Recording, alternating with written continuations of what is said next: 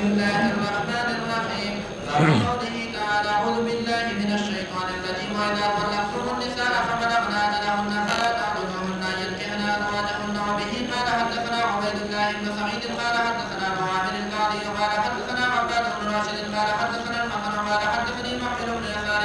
قال كانت لي أخت تخطب إلي قال أبو عبد الله وقال إبراهيم عن يونس عن الحسن قال حدثني محمد بن يسار قال جي بسم الله الرحمن الرحيم الحمد لله رب العالمين والصلاة والسلام على سيد الأنبياء والمرسلين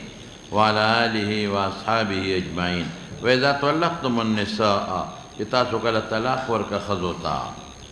فبلغنا دا ورسېدې اجلهن خپل نیټې ته یعنې عدت یې پوره شو ګوره دې ته طلاق رجعي وایي چې طلاق دې ورکه ښه دی لا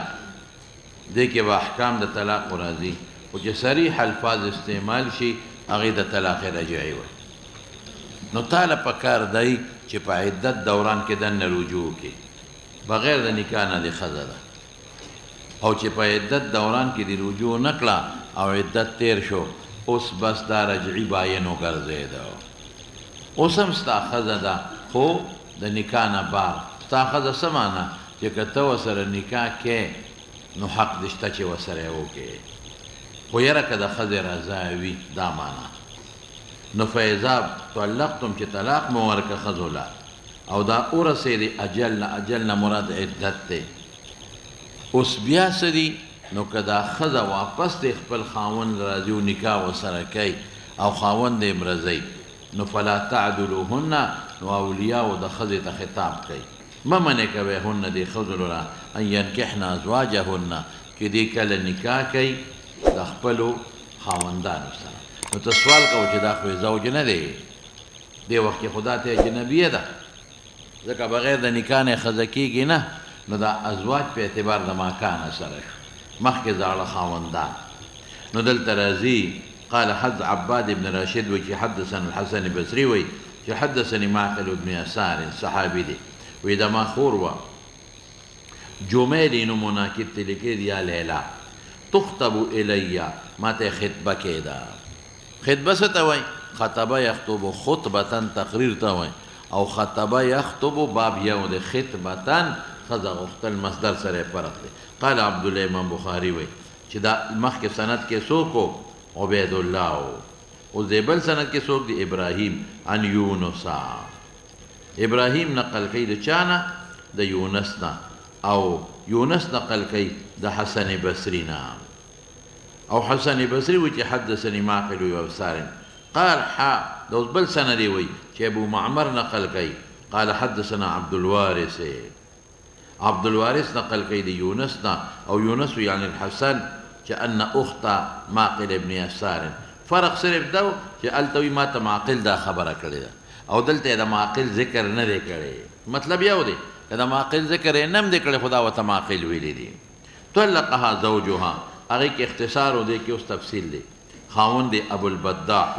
ناکد تی لیکلی دی یا بداح ابن عاصم یا عبدالله ابن رواحه طلقها زوجها نو پکار دا و چې په عدت کې رجوع کړې وه نو ترکه پرېښودې زوجها د معقل دی خور لره حتی انقضت عدتها عدت یې پوره شو نو فخطبها بیا وغوښتله نو معقل انکار وکړه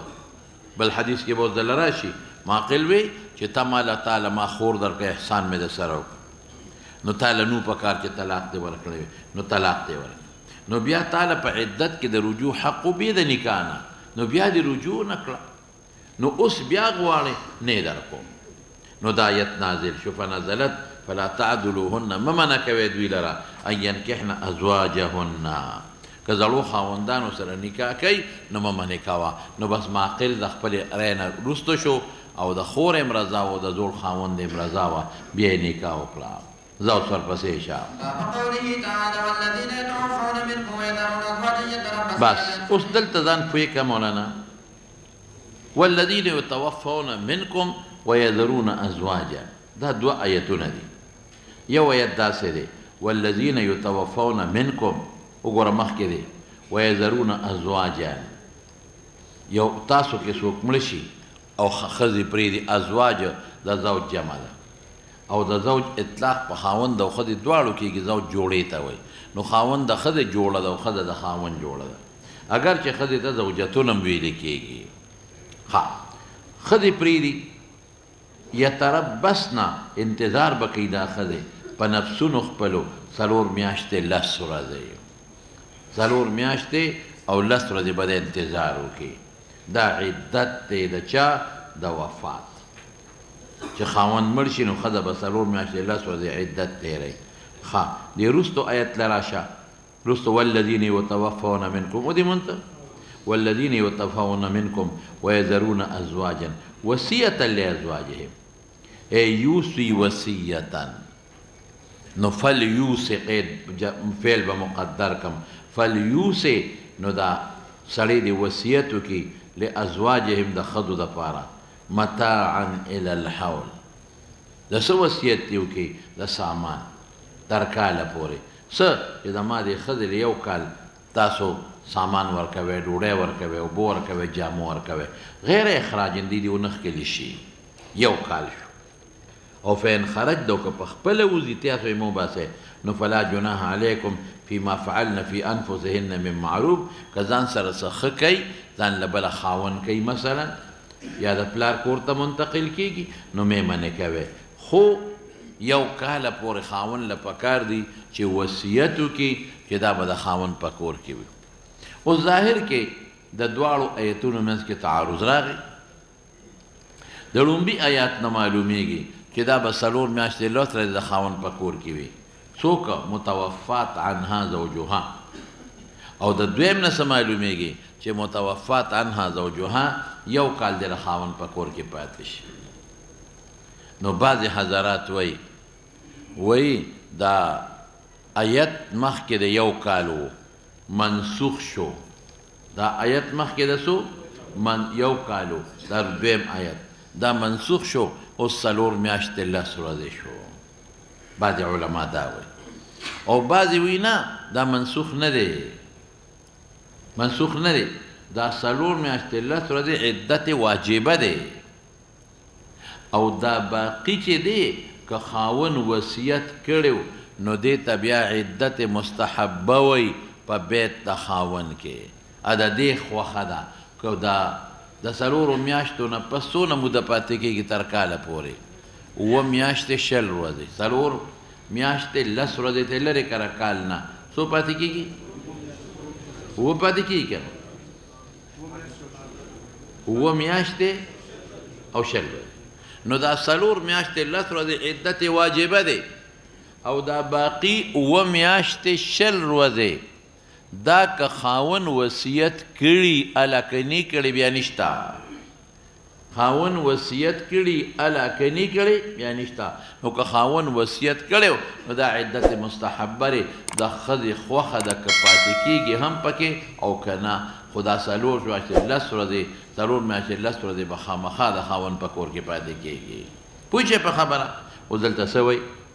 حدثني امیة ښه او دلته وروستو راځي یعفون الا ان یعفون ای یهبنا مگر که ښځه خپل حق بخي نو بخلی شي ښه امیة قال حدثنا يزيد بن زريع عن حبيب عن ابن ابي مليكه قال ابن الزبير عبد الله بن زبير قلت ما أوي عثمان بن عفان رضي الله عنه تا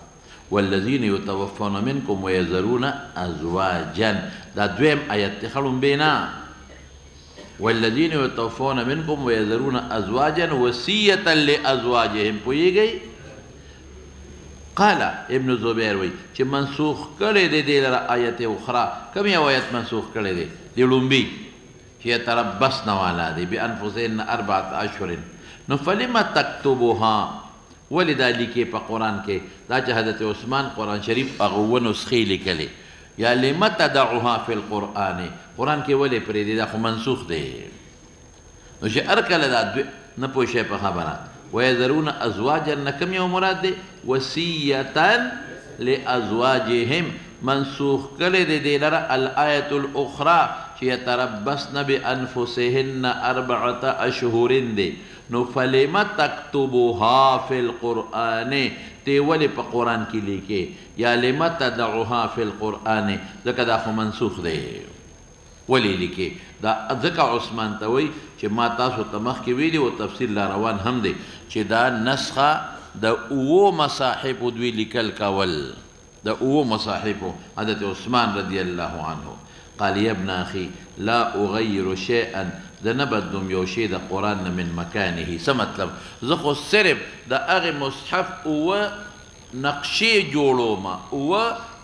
فوټوسټیټ یې جوړوم چې کوم د حضرت حفصې نه ما راغشتی دی او د حضرت ابوبکر صدیق په زمانه کې لیکلی شوی دی هغې کې رضا نه تقدیر نه کوم او موږ به بل جواب وکړو ادا چې دا منسوخ دی په نزد د بعضې علماو څه دی خو تلاوت منسوخ نه دی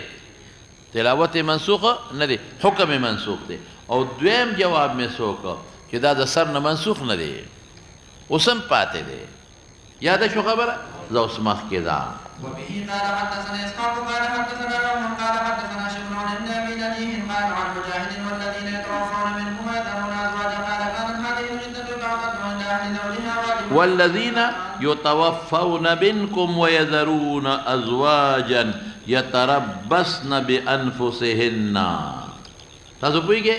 دغه والا دا عدت تعتد عند اهل زوجها واجب دا څلور میاشتې لس ورځې نو فانزل الله والذین یتوفون منکم دینه دا معلومیږي چې دا دویم آیت د هغې نه وروستو نازل دی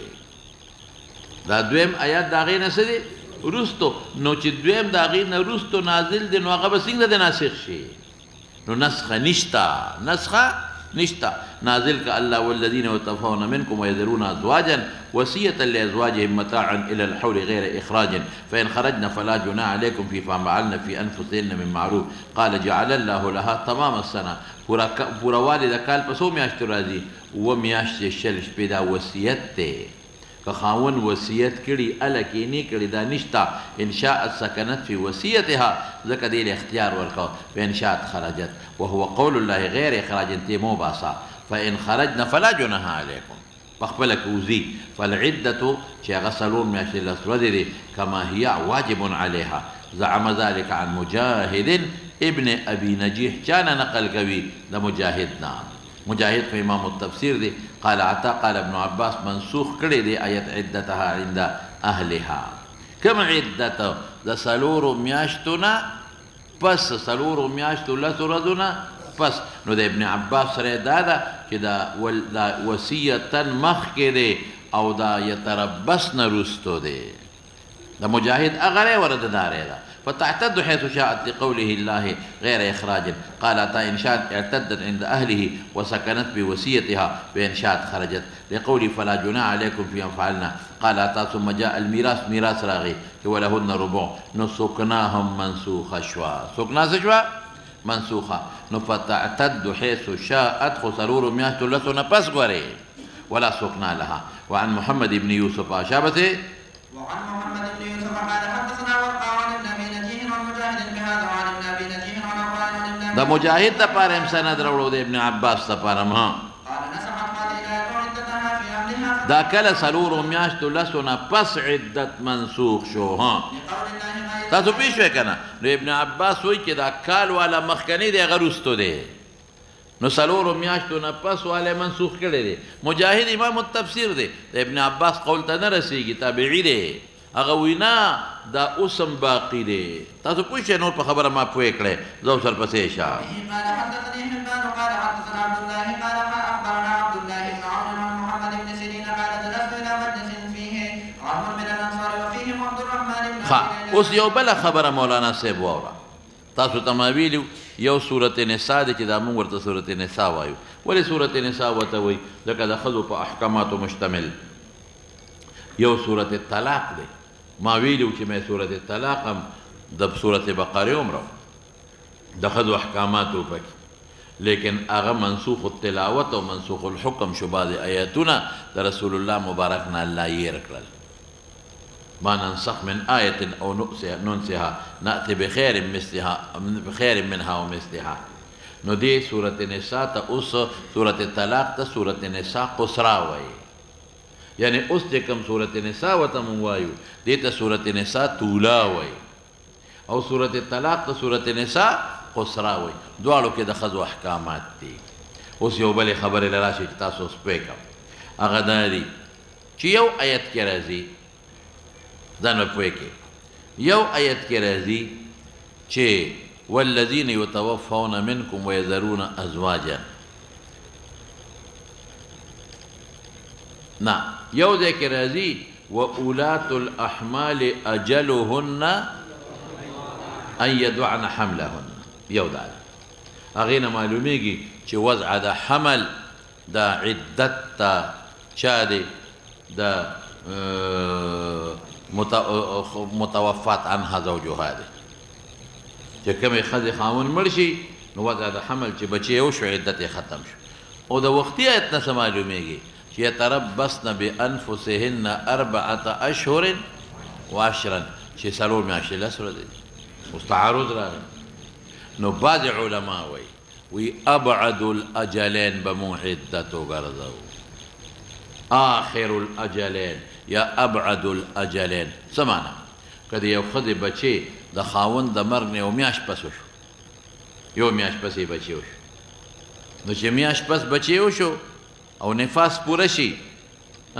نو دا عدت نشو عدت ابعد الاجلین او آخر الاجلین څو شو 4 میاشتې لس ورځې هغې پورې بنوځي هغه شو او که وضع د حمل د 4 میاشتو لسو نه پس شوه اومه میاشت د خاوند د مرګ نه پسې بچی وشو نو بیا دا وضع د حمل عدت شو نه پوه شوی پې چې کوم وروسته شو هغې عدت شو په خبره خو ورسېدی که نه لیکن جماهیر ایمار بعث وی هغې وي داسې نه ده دا یو په حق د حاملې کې دی او بل په حق د غیر حاملې کې که حاملې نو عدت وضع د حمل ده که د خاوند د مرګ په 15 ورځې وضع د حمل وشوه یخوی خاوند مړ شو په 15 ورځې پس د دې بچی وشو بس چې 4 ورځې د نفاس پوره شي عدت خلاص دی که دا بل میړه نو کولی شي دا دې ګوره څومره لږې ورځې پکې راغلې نو وضع د حمل په حق د حاملې کې ده او دا 4 میاشتې لس ورځې په حق د غیر حاملې کې یاده شوه زه اوس مخکې ده فذكرت حديث عبد الله بن عتبة في شأن زبيرة بنت الحارث فقال عبد الرحمن ولكن عمه كان لا يقول ګوره ځان پې پوه کا ځان پوه کا دی لږ ګران دی وبه قال حدثني حبان قال حدثنا عبد الله بن مبارك قال أخبرنا عبد الله بن عون عن محمد بن سيرين قال جلست كينا سم يوم مجلس محمد بن سيرين وزماير تذكورا أو باقيك عزم من الإنصار عزم قفل جمد عزيم دا دير بي أنصارو أو عبد الرحمن بن أبي ليلى باكناستو ما خذ تمخي ويلو كان عبد الرحمن ابن أبي ليلى لوي محدث دي فذكرته نما ذكر كحديث عبد الله بن عتبة بشان سبيعي بنت حارس كي سبيعة بنت حارس سوا د خاون ما تا ګوره د مرګ نه یو څو ورځې پس د دې بچی پیدا شو د خاون د مرګ نه یو څو ورځې پس د دې بچی پیدا شو نو چې نفاس نه اوچته شوه نو ځان یې ډولې کړ دا ښځو به دا قانون و چې دوی به بیا ځان ډولې کړ دې دپاره به یې ځان ډولې کړ چې بل څوک به په نکاح وایي نو د دې د قوم یو کس و ابوالسنابل ابن بعکک هغه راغی وایي داسې کې تا خو ځان ډولې کړه د خطابو دپاره والله ما انت بناکح ته نکاح کوونکی نه شي جوړېدلی ولې چې 4 میاشتې لس ورځې در باندې تېرې شي نو دا وایي دا سبیعه وایي په ځان مې څادر راغونډ کړ او چې ماښام شو نو رسول الله مبارک له لاړه چې ما ته خو ابوالسنابل داسې وي زما خو بچی شوی دی وی حضور پاک راته وفرمایل چې بچی دی شوی دی او نفاس ته خلاصه شوی نو با ستا عدت پوره شوی دی که بل خاوند کې کولی شي اوس د دې نه څه معلومه شوه مولانا صاحب چې آخر الاجلین عدت نشو بلکې عدت د حاملې وضع د حمل او 4 میاشتې په غیر حاملې شو نو وایي چې دا حدیث سبیعي مې ووایې وګوره اوس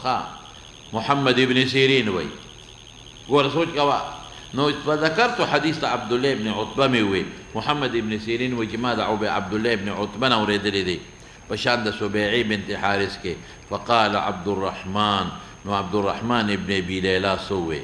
لكن عمه كان لا يقول ذلك ده عبد الله بن عتبة ترى عبد الله بن مسعود خدا نوي محمد بن سيرين تا ته عبدالله ابن عتبه خو ویلی دي چې وضع د حمل عدت دی اگر که د څلورو میاشتو لسو ورځو نه مخکې دی د سبیعي حدیث یې درته ویلی دی خو د هغه تر عبدالله ابن مسعود خو د آخر اجلین قایل دی د چا فقلت محمد ابن سیرین وی ما اوی چې انی لجریء چې زه خو بړې زړور یم که دروغ یم په هغه سړي چې په جانب د کوفه کې دی چې عبدالله ابن عتبه دی د دې مطلب دا شو چې د دروغ یم په عبدالله ابن عتبه دغه د جانب د کوفه کې جمدی دی ورشه تپوس ته وکړه ورفعه او پورته کې ابن سیرین اواز خپل چاله چې غوسه ورشي اواز پورته کوي یا لکه پوهېږې نو قال څوک وی محمد ابن سیرین ثم خرجت بار وتم نو ملاقي شم د مالک ابن عامر سره یا مالک ابن عون دا د ابن مسعود خاص شاګرد دی قلت كيف كان قول ابن مسعود في المتوفى عنها زوجها څه قول دی او چې دا حاملي نو فقال نو هغې مالک ابن عامر یا مالک ابن عوف هغه وی چې قال ابن مسعود ابن مسعود څه وی اتجعلون عليها التغلیظ تغلیظ پرې راولی تغلیظ څه چې وضع د حملې د څلورو میاشتو نه وروستو شي نو عدت زیات شو که نه تغلیظ څه شو هلکه ووایه چې وضع د حمل د څلورو میاشتو لسو ورځو نه وروستو شي نو عدت اوږد شو سختي شوه سختي ولې شوه ځکه عدت دوران کې ښکلې جامې نه شي اچولی رانجه نشي پورې کولی ځان نشي ډولې کولی ولا تجعلون لها الرخصة رخصت نه ورکوي رخصت دا چې که عدت د وضع د حمل د څلورو میاشتو نه مخکې شي نو رخصت هم ولا ورکوي چې عدت یې در خلاص شي که نه پته ولګېده چې عبدالله بن مسعود داری نه وه کوم چې عبدالرحمن بن ابي لیلا و یاده دې شوه مخکې ده او نازل د سورت نساء قصرا سورت نساء قصرا کوم یو دی سورت طلاق دا آیت هغې کې دی چې والذین ان یضعن حملهن اولات الاحمال اجلهن ان یضعن دا هغې نه پس دا منسوخ نه دی پس د طولا نه چې هغه بل دی چې کوم کې څلور میاشتې لس ورځې دی هغه سوره نساء طولا دی هغه مخکې نازل دی اولات الاحمال اجلهن ان یضعن حملهن وروستو نازل منسوخ نه دی قال ایوب عن محمد لقیت ابا عتویه چې مالک ابن عامر دی مخکې پکې شک و چې دا مالک ابن عامر دی او که مالک ابن عوف دی یاد لرې شوه نو د ترجیح ورکړه چې دا مالک ابن عامر دی او د ابن مسعود خاص شاګرد دی زه اوس ورپسې شه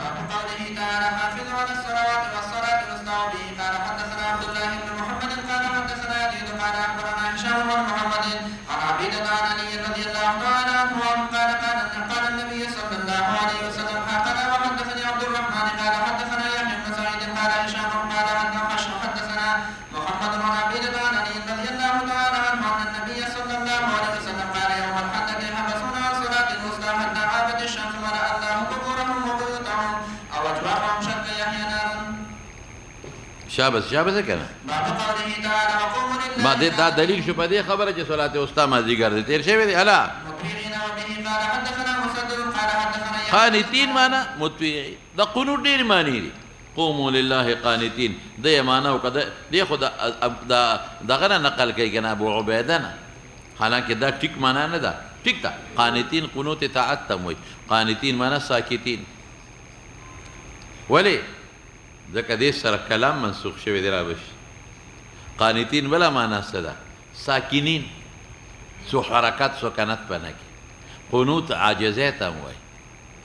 قنوت عاجزی ته هم وایي قنوت اطاعت ته هم وایي دا چې معنا وکړه قنوت سکوت ته هم وایي قنوت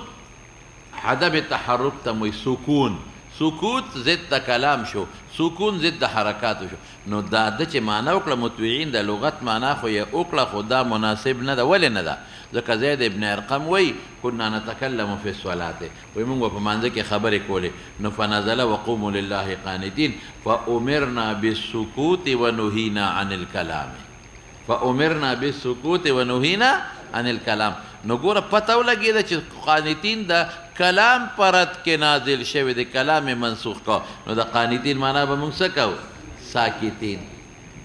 ساکتین چپ او یا بله معنا څه وکړله چې قانتین معنا ساکینین حرکات و سکنات دواړه ورسره منسوخ شوي دي ورپسې شه اوس به خپله دا دې راشي وعن الحارث بن شبيب عن ابي عمرو الشيباني عن زيد بن ارقم رضي الله تعالى عنه قال كنا نتكلم في الصلاه يكلم احدنا اخاه في حاجته حتى نزلت هذه الايه امرنا بالسکوت. نو ګور دا معنا ټیک شو کنه، حدیث سره مناسب شو. ها باب قوله عز وجل فإن خفتم که تاسو د دشمن نه یریږئ الاول خو صلات خوف وکړئ، او که صلات خوف هم نشو کولی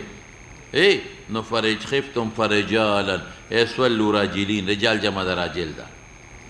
او رکبانا او راکبین. رجالا سمانا رجالا صلات خوف ته مراد دی، راجلین رجالا نه څه مراد شو لکه صلوا راجلین صلات خوف، جمع به امام به مخکې شي، او رکبانا یا پسورله غیر جماعت، رجالا جماعت سره و رکبانا غیر جماعت، بغیر د جماعت نه. یا لکه پوه شئ په خبره. او که داسې هم نشوه کولی نو خندق کې مونځ قضا کړی دی بیا. فاذا امنتم فاذكروا الله كما علمكم ما لم تكونوا تعلمون، چې هغه امام پسې په جماعتو کې. وقال ابن جبیر وسع کرسیه، کرسی نه مراد علمه علم دی. یعنی زه حیران په دې ما چې که چېرته څوک تاویل کوي متأخرین نو دی پې زر ده جهمیه تبر راوبروي وي، دا جهمي دی. او دا د ابن جبیر چې په خپله کرسیه تعبیر چا سره کوي لکه علمه سره امام بخاري کې نقل کړي. نو تاویل که حقیقتا کې د الله د صفاتو نو دا بیا د جهمیه عقیده ده، او که تاویل حقیقتا نه کې ظني معنا کې صرف د افهام د سامع دپاره چې سامع شک ونه کړي چې دا کرسی د خدای به څنګه کرسی خو ناسته غواړي، الله به پکې جوړ کینی، الله له مجالسه ثابته شوه، الله له حیز ثابت شو، الله له مکان ثابت شو، او تعالی عن الجنس والجهاد د مکانیت نه خو الله منزه دی. کوم انسان چې په کرسی کینی خو محتاج شو، کرسی ته الله خو د احتیاج د مبرا دی. کرسی محدوده ده، الله دې محدود که. کرسی مخلوق ده، الله دې مخلوق که چې کرسی نه والله کم ځای ناستو عیاذا بالله. دې سره خو به الله نقصانات راځي. نو ځکه دوی که یو عوامو ته ترجمه کې نو وسع کرسیه وسع علمه، وسع علمه وسع د علم معنا وکړه. ما خو تاسو ته مخکې ویلو چې د په تفسیر په باب کې دی کمزوری دی. د سعید ابن جبیر تابعي قول نقل کو، کرسیه په ځای کې قدرته والی بیا ټیک ده، بلکې د هغې په ځای کې ملکه واخلې. څه واخلې؟ ملکه ټیک تا. ولې اوس هم خلک وایي بادشاه په کرسی کېناسته، بادشاه په تخت کېناسته. نو نه په کرسی ناستي او نه په تخت باندې ناستي. مراد تې نه بادشاهي چلول دي، مراد تې نه شابسې بادشاهي سنبالول دي. لیکن مونږ دا تعویل ځواني دی، صرف دې دپاره چې څوک شک ونه کړي هغه دپاره یې ویلی شي. نور حقیقي معنا کرسی خپله مونږ کوو، عرش دی یو کرسي ده. او که ته راباندې دا سوال وکړې چې کرسی سره خو د الله احتیاج راځي کرسی ته،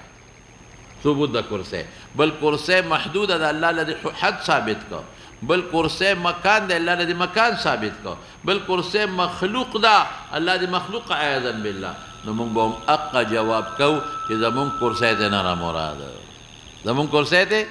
دا خو هله تا دا سوالونه وکړل چې قیاس د کرسی د باري تعالی دی، زما په کرسی باندې وکړه. لکه څنګه چې وی له یدون، ید خو بیا مرکب دی د اصابع خمسو نه، ید خو مرکب دی د لحم نه او د دم نه او د اعصابو نه.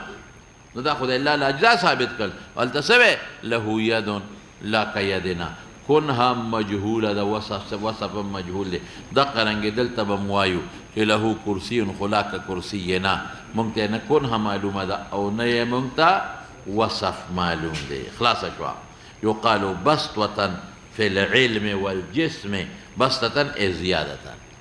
وجود مضبوط وفضلا. بسطة أو أفرغ علينا أي أنزل علينا، ده لغات شرح كي لا يؤوده، ده دي ده نسو كم لغات تخا لا يؤوده حفظهما،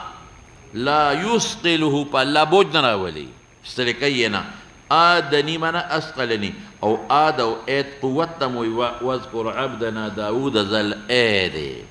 فبهت الذي كفر. بهت سبرا پڑشو اے ذهبت حجت و حجت ختم شو. او خاویت على عروشها، چتونا پزمکا پراتی دی ایلا انیسا پیها و سیدون کے پکی نشتا. دا مانا دا اکڑا دا مانا اوکا چه سیدون کے نشتا. نور روغ دي خوسیدونکي نشته. موږ څه معنا وکړله چې نه ختم دي، لاندې پراته دي. عروشها ابنیتها السنة نعاس ته وایي، خو ما ویلو چې نعاس هغې ته وایي چې په سترګو کې وي، سنه هغې ته وایي چې په دماغو کې وي. کیف ننشدها، کیف ننشدها ای نخرجها، مونږ یې څنګه راوباسو. فخذ أربعة من الطير فصرهن إليك ثم ادعوهن يأتين. دا كم زي كده لك ننشدها كم زي كده. ثم نكسوها لحما وانظر إلى الحمار. ها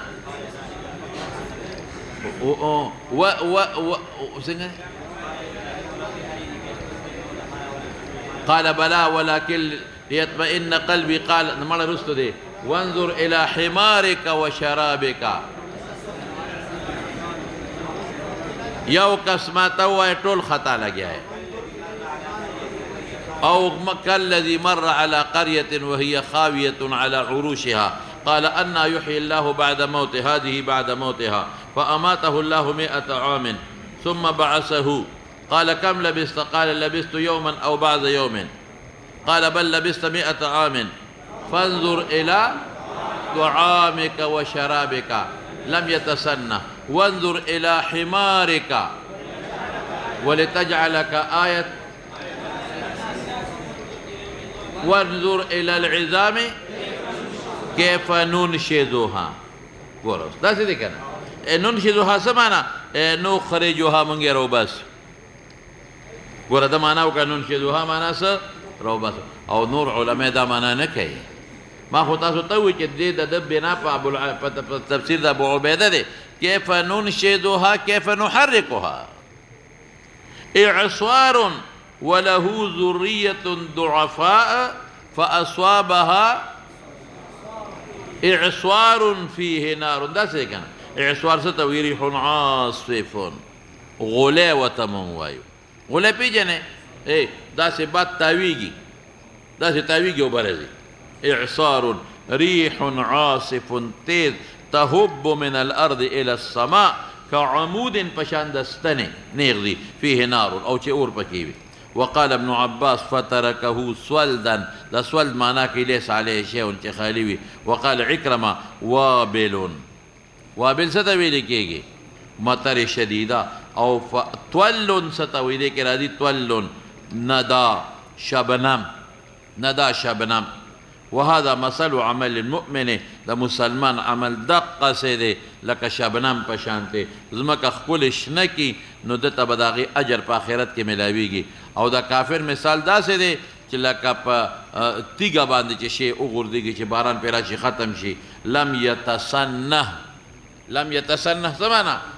لم يتغير. وانظر الى طعامك وشرابك لم يتسنه متغير شوي بدبویا شوي نه دی. ورپسې شه. وبه قال حدثنا عبد الله بن يوسف قال حدثنا مالك عن نافع ان عبد الله بن عمر رضي الله تعالى عنه كان اذا سئل عن صلاه الخوف كان يتقدم الامام وطائفه من الناس فيصلي بهم الامام ركعه وتكون طائفه منهم بينهم وبين عدو لم يصلوا فاذا صلى الذين معه ركعه استغفروا مكان الذين لم يصلوا ولا يسلمون ويتقدم الذين لم يصلوا فيصلون معه ركعه ثم ينصرف الامام وقد صلى ركعتين فيقوم كل بعد نور تفصيل دویلې دی او را بمشي. ها من الطائفتين فيصلون لانفسهم ركعه بعد ان ينصرف الامام فيكون كل واحد من الطائفتين قد صلى ركعه. او هر یو 2 رکعات وکړي، یو ځان سره ځان یو امام سره. ها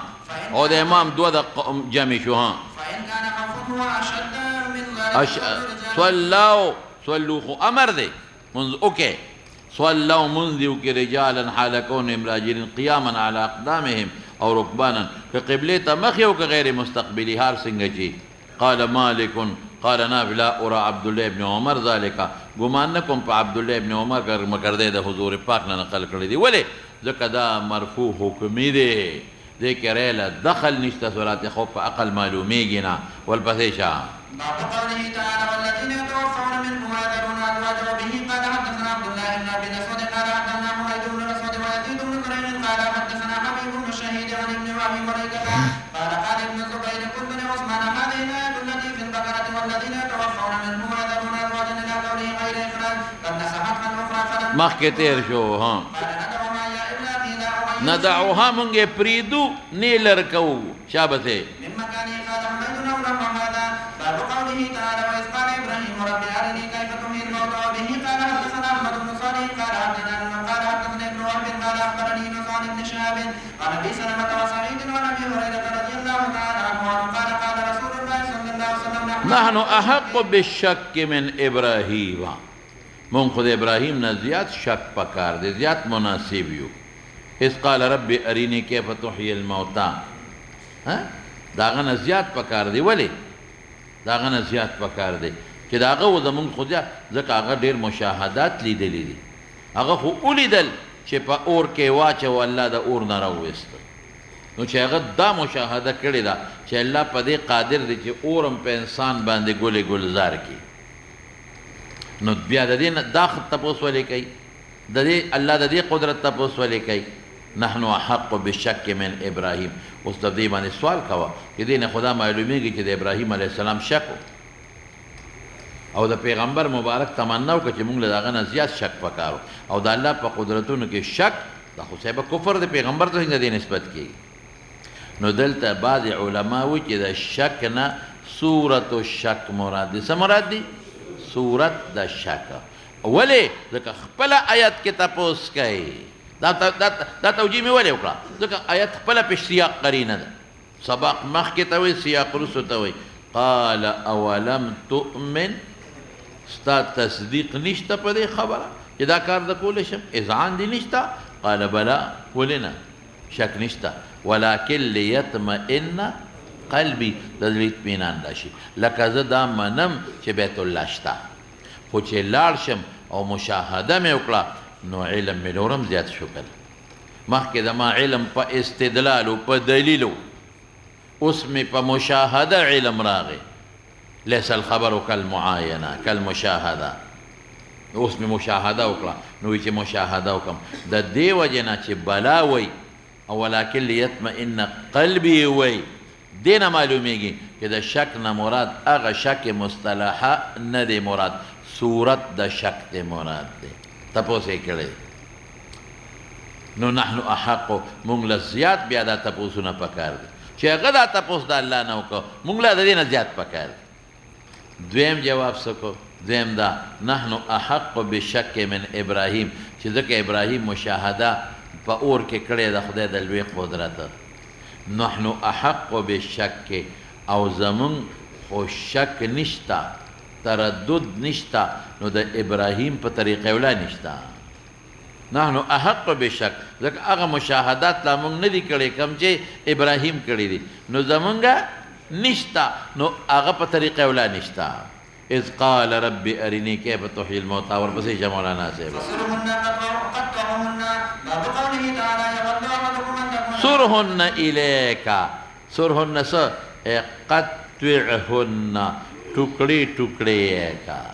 او بعض علما څه معنا کوي بعض معنا کوي چې نه د سرهن معنا ځان سره عادت کا بلد کا ځان سره شابه الى قوله تتفكرون وبه قال حدثنا ابراهيم قال حدثنا هشام بن جريج قال سمعت عبد الله بن ابي مليكه يحدث عن ابن عباس رضي الله تعالى عنهما وقال سمعت عبد الله بن مليكه يحدث عن ابن عباس قال ابن جريج وي وسمعت اخاه ده عبد الله ابن ابي مليكه ضرورنا مي مريد دي هم ددنهم ضرورنا في ابو بكر ابن ابي مليكه دي اس عبد الله ابن ابي مليكه ده ابن عباس ده نقل كي او روري ابو بكر ده عبيد ابن عمير نقل كي يا ده ليش اس دوارا ابن عباس وعبيد ابن عمير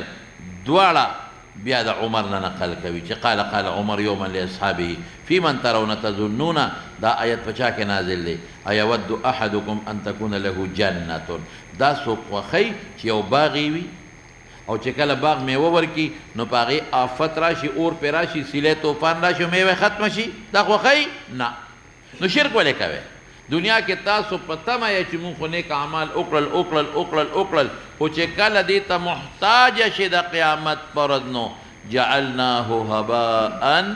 منثورا اسبني قالوا الله اعلم نو غصه شو عمر فقال قولوا نعلم دته پیغمبر خو نیم چې تاسو ماته الله اعلم وای زه خو در امتحانا تپوس کوم نو یا ووایه چې نعلمو یا لا نعلمو. وقال ابن عباس في نفسي منها شيء يا امير المؤمنين. قال عمر يا ابن اخي ځان سپک مه ګڼه حقیر چې ته ماشوم یم نو د مشرانو مخکې به خبرې نه کوم. ووایه. قال ابن عباس ضربت مثلا لعمل. عمر وی أي عمل؟ ابن عباس لعمل. قال عمر لرجل غني يعمل بطاعة الله عز وجل ثم بعث الله له الشيطان فعمل بالمعاصي حتى أغرق أعماله طول أعمال حسنة ولا ختم کل لکه باغ چې کله میوه ورکي او دی ورته محتاج شي بوډا شي او باد پې راشي او هغه ارس ختم شي دقه رنګې چې دی مړ شو او اعمالو ثواب ته محتاج دی ارس په شیطان تباه کړلو. شابه دی اصحاب صفه یادی لا يسألون الناس الحافا. الحاف څه؟ الحفا علی ستوي چې ډېر الحاف دې ته وایي چې دا وی راکه کنه او راکه کنه د خدای دپاره راکه پرېږدي سړی نه ډېره مبالغه په سوال کوي دا معنا. الح علی الحاح یې وکړو احفانی بالمسألة مبالغه وکړه په سوال. فیحفکم معنا کوي یجهدکم څه معنا ډېر لوی کوشش کوي په سوال کې پرېږدي دی نه بعضې سوالګري دي که نه دي داسې سوالونه نه کوي. که ضرورت یې راشي نو خپل ملګري ته وایي چې وږې یم ډوډۍ نه خو بیا هم تنګول نه کوي. شابسې وبه قال حدثنا ابن ابي مريم قال حدثنا محمد بن جعفر قال حدثني شريك بن ابي نمر ان عطاء بن يسار وعبد الرحمن بن ابي عمرة الانصارية قال سمعنا ابا هريرة يقول قال النبي صلى الله عليه وسلم المسكين الذي ترده التمرة. مسکین کامله هغه نه دی چې یو کجوره او دوی رد کوي. یو کس و کجوره ورکړي د هغه د کوڅې نه رد شي بل ولا دوه ورکړي د هغه د کوڅې نه رد شي یا یو لقمه ولا څوک ورکړي د هغه د کوڅې نه واپس شي یا دوه لقمې ورکړي. مسکین هغه دی یتعفف سوال نه ځان ساتي. کم مسکین چې الله صفت کوي دا مسکین نه چې سوالونه کوي. وقرأ ان شئتم یعنی قول لا يسألون الناس الحافا. الحاف څه د ضرورت مطابق سوال جایز دی چې نوړی د سره بالکل قوت د یومن او د لیلتون د سره نی نو سوال جایز دی خو الحاف بیا معنا دی. او دا چې دا یو کوڅې لځې نوړی درکړي بلې لځې بلې لځې بلې لځې بلې لځې دا ممنوع دی دا ناروا دی. زه اوس ورپسې شه دې کې وروستو څه راځي؟ احل الله البيع الذين يأكلون الربا چې څوک په دنیا کې سود خوري لا يقوم الا كما يقوم الذي د قبر نه به نه پاسي مګر پشان د هغه چا چې کم سړی یتخبطه الشیطان من المس چې شیطان ټونګه ورکړي او لیونې کړي وي د لیونو پشان به د قبر نه پاسي کله به یو خوا ډغرې وي کله بل خوا. مس جنون ته وایي. مس ته وایي جنون ته. دا جنون یو قسم دی چې د شیطان د مس ته وجې نه راځي. شیطان راشي او هغه ول ټونګه شیاطین دوه قسمه دي یو شیاطین الجن دي یو شیاطین الانس دي دلته شیاطین الجن ته مراد دي. شابه وبه قال حدثنا عمرو بن حفص بن غياث قال حدثنا ابي قال حدثنا الأعمش قال حدثنا مسلم عن مسروق عن عائشة رضي الله تعالى عنه قالت لما نزلت الآيات من آخر سورة البقرة في الربا وقرأها رسول الله صلى الله عليه وسلم ثم حرم التجارة في الخمر باب قوله تعالى او رستو تجارت په خمر کې حرام دی او ربا مخیره کې حرامه شوې ده. ها باب قوله تعالى يمحق الله الربا یذهبه ختمویه څه مطلب چې برکت په پکې نه په دنیا کې به هم هلاکه شي. شابه وبه قال حدثنا بشر بن خالد قال اخبرنا محمد بن جعفر عن شعبة عن سليمان قال سمعت ابا الضحى يحدث عن مسروق عن عائشة رضي الله تعالى عنها وعنهم انها قالت لما انزلت الايات الاواخر من سورة البقرة خرج الرسول صلى الله عليه وسلم فتلاهم عليهم في المسجد فحرم التجارة في الخمر. وقوله تعالى فإن لم تفعلوا فأذنوا بحرب من الله ورسوله فاعلموا. وبه قال اصل کې مولانا سے په دې ځان پوهې کړه یو سوال لازم چې خمر خو مخکې حرام شوی دی د سود نه سود بالکل اخره کې حرام شوی دی او خمر خو ډېر مخکې حرام شوی نو دا ولې وایي چې به حرم التجارت دا د حرمت نه وایي دا شناعت د وجې نه دوباره پکې اعلان وکړه چې ګورې خمر حرام دی ګورې تجارت یې ونه کوې. دا نه چې ګنې وروستو یې حرمت راغلی دی. حرمت یې کله راغلی دی؟ مخکې د حرمت د ربا نه خدای تاکیدا وروستو ذکر کا ځکه زنا مخکې زنا ډو حلاله نه وه همیشه حرامه وه او پیغمبر مبارک د هغې د حرمت آیتونه وایي که نه وایي نو دا مطلب خو نه دی چې کوم آیت د حرمت یې وي نو دې سره حرامه شوه نو مخکې حرام نو شناعتن دا خبره ذکر کړې ده مبالغتن ها وبه قال حدثني محمد بن بشار قال حدثنا عمر قال حدثنا شعبة عن منصور عن ابي الدحاء عن مسروق عن عائشة رضي الله عنها ګوره سند ته ګوره بدلئیے وقتی بشر ابن خالد قال اخبرنا محمد بن جعفر عن شعبة یاد شو او دلته محمد ابن بشار دی قال حدثنا غندر چې محمد ابن جعفر دی شابه لما نزلت الآيات من آخر سورة البقرة كرههن النبي صلى الله عليه وسلم عليه في المسجد وحرم التجارة في الخمر حرم دانه چې اوسې حرام کو بیان د حرمت وکړه حرم سمانا بیان د حرمت وکړه تجارت فی الخمر ها باب قوله تعالى وإن كان ذو عصبة که پچاری دا سود پورې دا سود قرض پورې دی نو ګوره سود خو بناله او راس المال خو به الیکل سود خو ختم شو سباله لکه راس المال د به پورې دی تا ول 1 لک روپے په سود ورکړي سود بناله اوسه راس المال به الی نو ان کان ذو عسره چې پچا غیر راس المال ستا پورې دی تا په سود هغه غریب دی خاوند عسرت ته فنذرتن نو علیک نذرتن تابانه مهلت لازم دي تر مې سره مالدار والی پورې صبر وکړه چې پیسې وزرو شي مهلت ورکا او ان تصدقوا کم ورته وبخل بالکل خیر لكم ان کنتم تعلمون شابه وقال محمد بن يوسف عن سفيان عن منصور وعن مشعل بن الدحاء عن مسروق عن عائشة رضي الله تعالى عنها قالت ثم انزلت الآيات من آخر سورة البقرة كما رسول صلى الله عليه وسلم دې کې اشاره دې ته چې دا ټول آیتونه آیت الربا دي ها ثم حرم التجارة في الخمر باب قوله ثم حرم معنا مې د تګوري وکړه ها تجارت خو مخکې نه حرام ثم بين حرمة التجارة ثم اوضح شابه واتقوا يوما ترجعون فيه الى الله وبه قال حدثنا دا بالکل اخیری آیت نازل دی په قرآن شریف کې ها قال حدثنا سفيان عن عاصم عن الشعبي عن ابن عباس رضي الله تعالى عنهما وعنه قال في الآية نزلت ونزلت آیت الربا دا اخیری په احکاماتو کې دی شابه او یادا چې اخیری په دې نسبت وي چې ردی آیتونو اخر کې واتقوا یوما ترجعون دی هغه مطلقاً اخر دی ها باب قوله تعالى وان تبدوا ما في انفسكم وتخفوه يحاسبكم به الله فيغفر لمن يشاء ويعذب من يشاء والله على كل شيء قدير وبه قال حدثنا محمد دا خو الکه ډېر خطرناک شوه ان تبدو چې پړه کې مصدیق کاره کوي او کپټې ساته عذاب بدر کوي نو پړه کې بعض خبره خو مولانا د انسان د اختیار نه بار دی نو دا منسوخ دی ابن عباس وی په دې آیت چې رسته ورپسې دی چې لا یکلف الله نفسا الا نو دا زړه هغه خبره چې ته قصدن د ګناه سوچونه پکې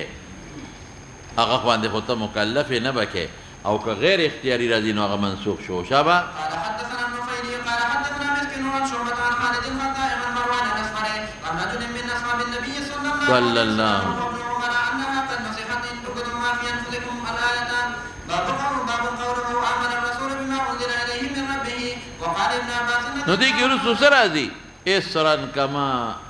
حملته على الذين اسرا اغعوه مراد دی عهد څه عهد پیژنې شرعي احکامات الله عهد کوي چې دا بکې دا عهد کوم چې کوم به نو هغه شرعي احکامات چې په مخکنو اممو نه شي پوره کولې په موږ منازلوي غفرانک مصدر دی فاغفر لنا مغفر اشاره دې ته چې فعل ولا مقدر دی ها وبه قال حدثني اسحاق قال اخبرنا روح قال حدثنا شعبة عن خالد الخطاء عن مروان الاسفر عن رجل من اصحاب رسول الله صلى الله عليه وسلم يحسبه ابن عمر ان تبدوا ما في انفسكم وتخفوه قال نسخت الآية التي بعدها او چې لا یکلفو دی مخکې دا سورة آل عمران زبس پکو مولانا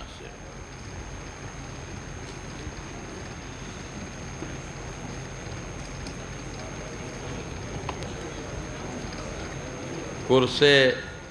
لا